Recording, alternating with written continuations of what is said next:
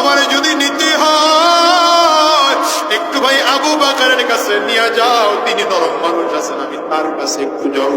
হযরত আবু বকর সিদ্দিক রাদিয়াল্লাহু আনহুর বাড়িতে গেলেন সাহাবা, গিয়ে বললেন, ভাই রে, এমন অন্যায় করেছি, পাপ করেছি, আমাকে আল্লাহ মাফ করবেন কিনা? আবু বকর সিদ্দিক নরম মানুষ, হঠাৎ করে রাগ করে ফেললেন, চেহারা লাল হয়ে গেল। বললেন, গুনাহ করেছো, যার কাছে তার কাছেই ক্ষমা চাও, মাফ করার মালিক তো আমি না, মাফ করার মালিক হলেন আল্লাহ। তবে তুমি যেহেতু গুনাহগার, তুমি আমার ঘর থেকে বের হইয়া যাও।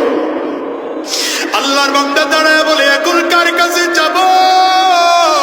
শুনেছি আলী বড় নরম, তুমি আমার ভাই আলীর কাছে একটু নিয়ে যাও।